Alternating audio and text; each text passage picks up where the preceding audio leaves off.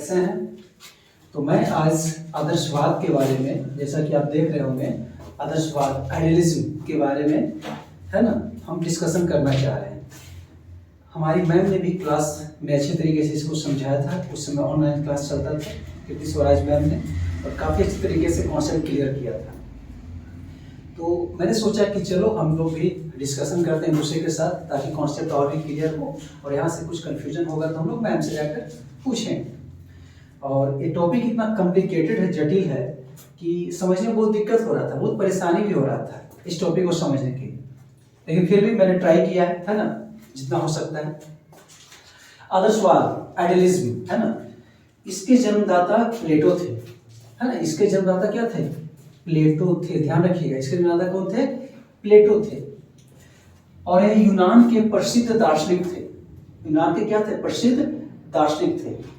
अब प्लेटो के बारे में हम बताते हैं कि जो प्लेटो थे ना, सुकरात के शिष्य थे। प्लेटो किसके शिष्य थे? सुकरात के शिष्य थे, और अरस्तु के गुरु माने जाते थे। मतलब मैं इस तरीके से लिखता हूं, सुकरात, उसके बाद प्लेटो,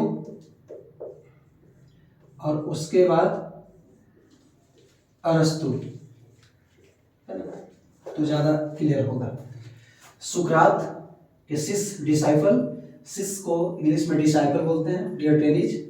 सुकरात के डिसाइपल प्लेटो, प्लेटो के डिसाइपल अरस्तु, और अरस्तु को तो सब लोग जानते ही हैं। तो हम लोग यहाँ पे प्लेटो, है ना, प्लेटो का क्या योगदान है उसके बारे में चर्चा करेंगे।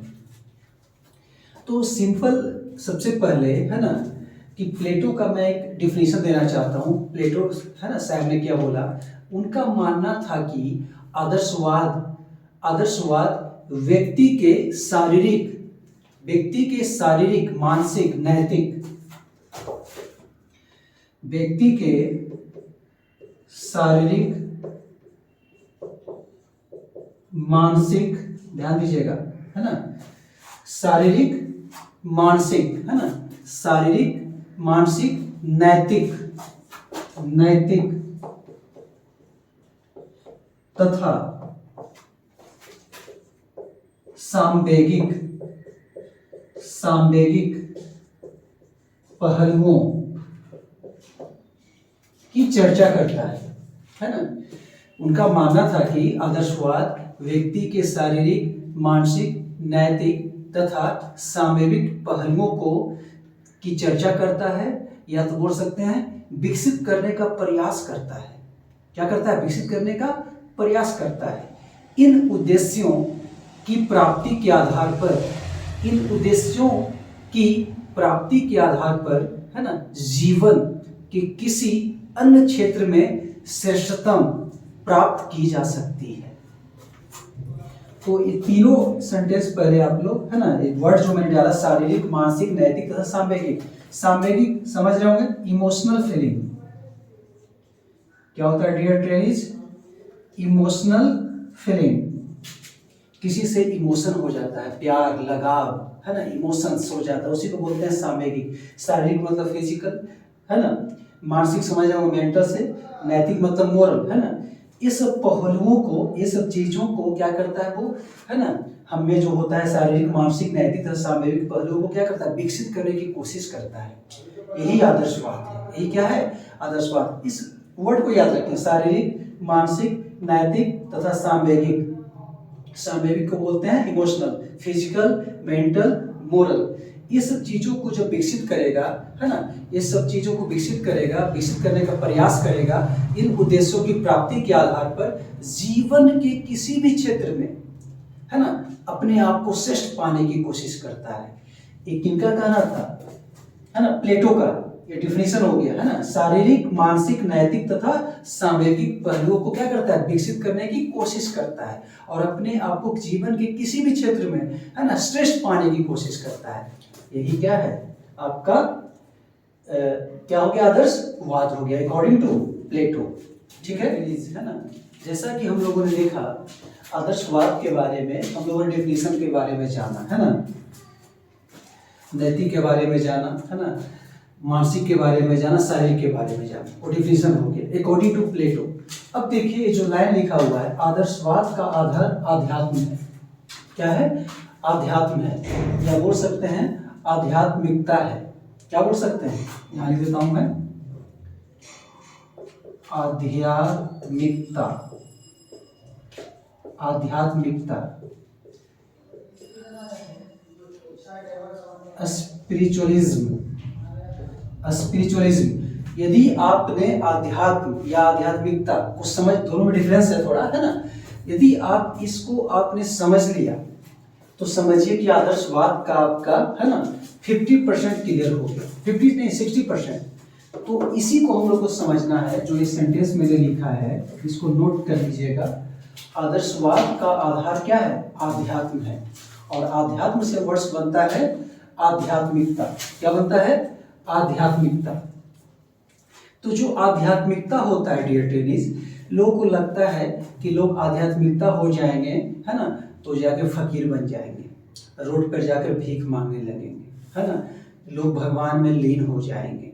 ऐसा कुछ नहीं है डियर टेनिस, है ना। आध्यात्मिकता को समझने की कोशिश करेंगे पहले, है ना, और इतने अच्छे तरीके से मैं, है ना, इस पूरा एक्सप्लेन करूंगा आध्यात्मिकता को कि आप समझ जाइएगा ना कि क्या होता है स्पिरिचुअलिज्म। क्योंकि मैंने लिख दिया है आदर्शवाद का आधार क्या है? आध्यात्म है ना, और यही से वर्ड बना आध्यात्मिकता बना, है ना। ये प्लेटो शायद बोलते हैं। कौन बोलते हैं? प्लेटो शायद, कि इसका जो आधार माने हैं, क्या माने हैं? आध्यात्मिकता माने हैं, है ना। तो इसके बाद एक परिभाषा के रूप में भी आप इसको यूज कर सकते हैं, है ना। इसके बाद मैं सबसे पहले आपको आध्यात्मिकता के बारे में बताऊंगा। क्या बताऊंगा? आध्यात्मिकता के बारे में बताऊंगा। आध्यात्मिकता। तो चलिए हम लोग स्टार्ट करते हैं आध्यात्मिकता, है ना। तो डियर टेनिस, आप देख रहे होंगे आदर्शवाद का आधार क्या है? आध्यात्म है। तो सबसे पहले मैं थोड़ा सा आदर्शवाद, है ना, के बारे में, थोड़ा आध्यात्मिकता से रिलेशन के बारे में समझाना चाहूंगा। आदर्शवाद मनुष्य के आध्यात्मिक पक्ष पर बल देता है। आदर्शवाद मनुष्य के आध्यात्मिक पक्ष पर बल देता है। इसका कारण यह है कि आध्यात्मिक मूल्य मनुष्य और जीवन के सबसे महत्वपूर्ण पक्ष को आदर्शवादियों का विश्वास है कि मनुष्य अपने सीमित मस्तिष्क, है ना, सीमित मस्तिष्क को असीमित मस्तिष्क प्राप्त करता है ना। वे यह मानते हैं कि व्यक्ति और संसार दोनों बुद्धि की अभिव्यक्ति मतलब एक्सप्रेस, है ना, अभिव्यक्ति है।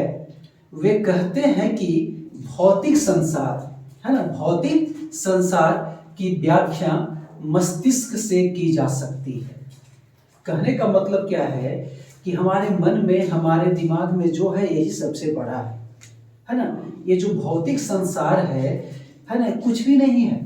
जो हमारा मन है ना, ये सबसे बड़ा चीज है ना। क्या है? सबसे बड़ा चीज है ना। मतलब सीमित मस्तिष्क को असीमित मस्तिष्क प्राप्त करता है ना, कहने का ये चीज है ना। तो इसमें मन, है ना, इसमें ले देता हूं मन पर, है ना, जो हमारे मस्तिष्क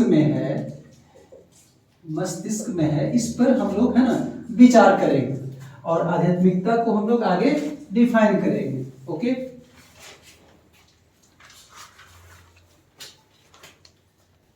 तो हम लोग जो इसके बारे में, है ना, जानेंगे, है ना, कि आध्यात्मिक होने का मतलब क्या है ना।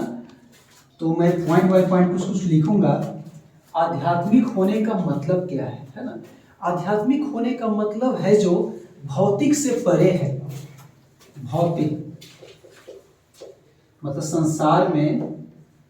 संसार की वस्तुएं, है ना, भौतिक से परे है। इसे समझ लीजिएगा आप लोग। भौतिक से क्या है? परे है। अगर आप सृष्टि के सभी प्राणियों में भी उसी को अंश को देखते हैं तो आप आध्यात्मिक हैं। कितना अच्छा वर्ड बोला गया है कि भौतिक संसार की वस्तुओं से क्या है? परे है। हर कोई चीज हमारे सामने, कोई भी चीज हो, है ना, हम लोग अभी नवयुवक लोग, है ना, आध्यात्मिक को लेकर बहुत ज़्यादा, है ना, टेंशन में हो जाते हैं। उनको लगता है कि क्या है, लगता है लोग फकीर हो जाएंगे, पूरा भगवान के, है ना, याद में लीन हो जाएंगे, पूरी दुनिया, है ना, उनसे छूट जाएगी। ऐसा कुछ नहीं है, आध्यात्मिकता ऐसा कुछ नहीं है। जो संसार में जितनी भी वस्तुएं हैं, ऐसा आराम की वस्तु, उससे हम अपने आप को परे मान लेंगे, ऊपर मान लेंगे। क्या मान लेंगे? परे मान लेंगे। आई थिंक सो इस पॉइंट को समझने में दिक्कत तो नहीं हुआ होगा, है ना। मैं बार बार बोल रहा हूँ, आध्यात्मिकता यदि समझ में आ गया तो आदर्शवाद का 50 से 60% क्लियर हो जाएगा। अब बोलेंगे, अगर आपको सुख, दुख, क्रोध, गुस्सा के लिए, है ना, के लिए कोई जिम्मेदार नहीं है, बल्कि आप खुद जिम्मेदार हो, यही आध्यात्मिकता है ना। यही क्या है? आध्यात्मिकता के रास्ते पर आप मतलब चल रहे हो। मैं लिख देता हूं, अगर आप दुख, सुख, क्रोध, प्यार, लगाव से परे हैं, क्या है? परे हैं, मतलब इससे ऊपर है ना। मतलब आपको दुख, सुख, क्रोध किसी से कोई मतलब नहीं है ना। मतलब आप आध्यात्मिक मार्ग पर चल रहे हैं, है ना। आपको गुस्सा नहीं आता है। पहला पॉइंट में मैंने संसार की वस्तुओं से क्या किया? परे आपको कर दिया, है ना। हमारे सामने कुछ भी नहीं है अभी, है ना।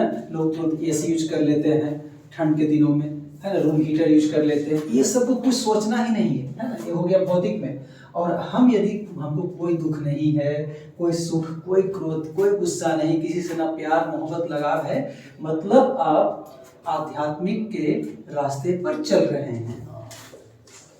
तीसरा पॉइंट देखिएगा, है ना, इसमें बाहरी परिस्थितियां चाहे कैसी भी हो, आप अंदर से हमेशा खुश हैं। बाहरी परिस्थितियां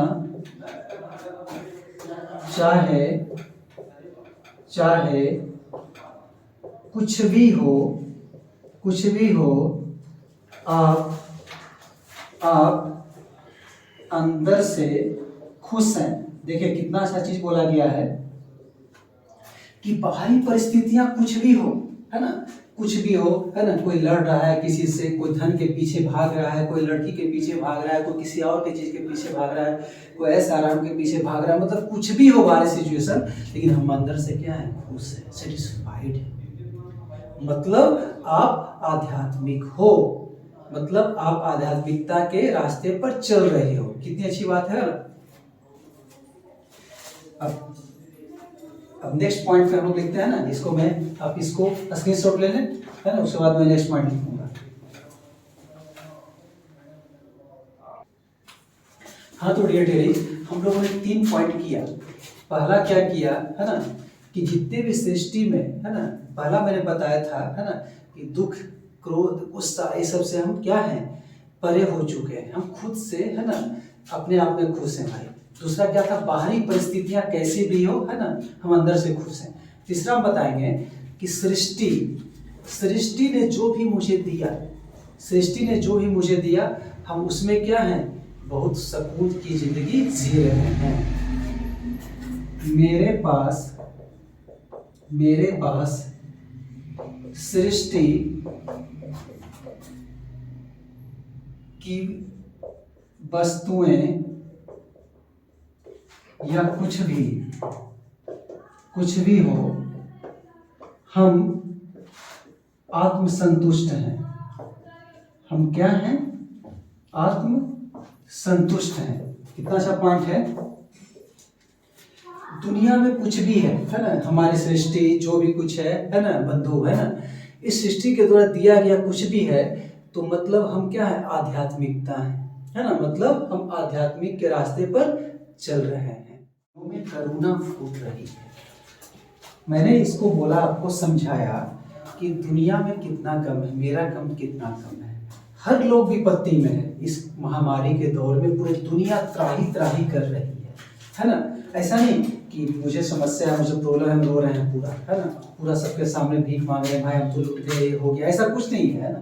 सब जगह समस्या है। सब प्राणी लोग क्या हैं, जितने भी क्रिएचर हैं मनुष्य के, गॉड के द्वारा जो बनाए गए हैं, सब लोग करुणा में फूट रहे हैं, सब लोग रो रहे हैं। ठीक है, अगला नंबर होगा एफ नंबर, है ना। संसार के सामने हम नगण्य हैं। संसार के सामने हम क्या हैं, नगण्य हैं। इतना बड़ा दुनिया है, इतना बड़ा संसार है, क्या है, नगण्य है, हम कुछ भी नहीं है, हम कुछ भी नहीं है, है ना। और पॉइंट देंगे। अब मैं फिर से बोल रहा हूँ, ये जो आध्यात्म है, ये आध्यात्मिकता है ना, इसी को कवर करना है, क्योंकि आदर्शवाद का जो आदर्श आधार है आध्यात्म है।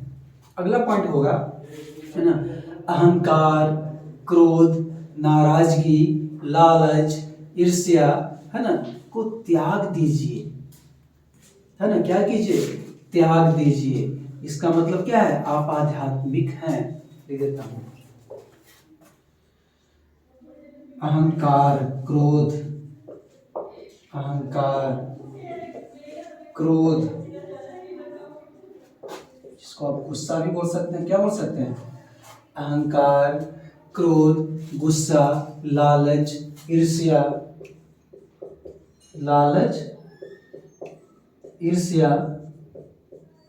को त्याग देना, ऐसा को त्याग दीजिए।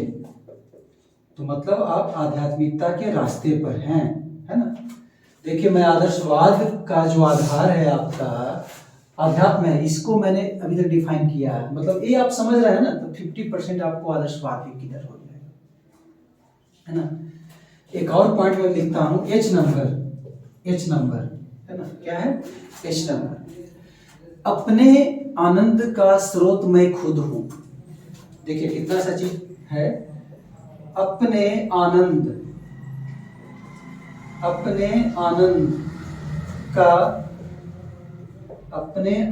का स्रोत मैं खुद हूं। मतलब मुझे जो खुशी चाहिए ना, दूसरों से नहीं चाहिए, खुद से चाहिए। हम दूसरा से क्यों एक्सपेक्टेशन रखें।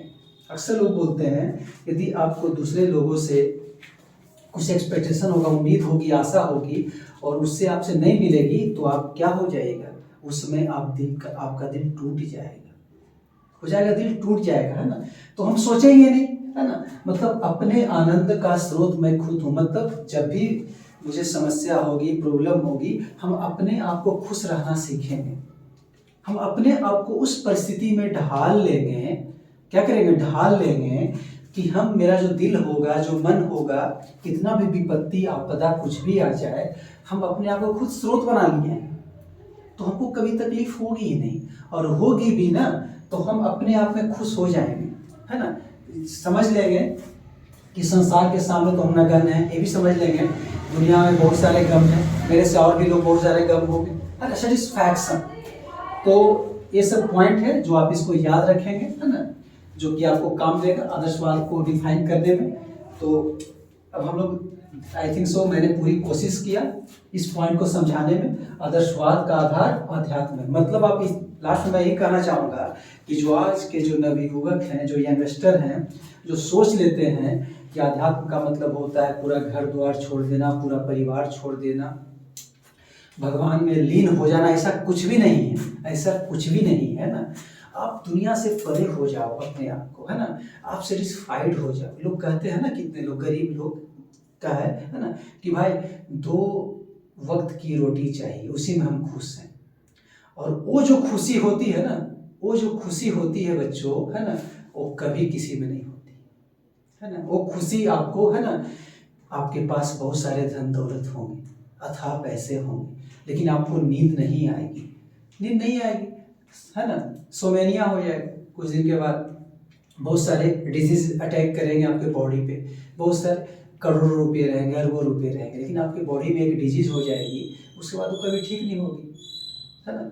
आप कुछ करने का दिल ही नहीं करेगा। सेटिस्फाइड रहे, है ना, जो जो मैंने बताया, अपने आप को खुश रखने की कोशिश करें, यही तो अध्यात्म है ना। खुश रहें, दूसरों को, है ना, जीने दें, अपने गम को दुनिया के सामने ऐसा नहीं कि डिटेल करें, है ना। बस उसको बनाए रखें, हमेशा खुश रखने की कोशिश करें, है ना, भौतिक बात से अपने आप को परे रखें, है ना। तो यही आपका क्या है, आध्यात्म है। तो ठीक है, हम नेक्स्ट वीडियो में इसके आगे मिलेंगे। Okay, see you tomorrow again, bye.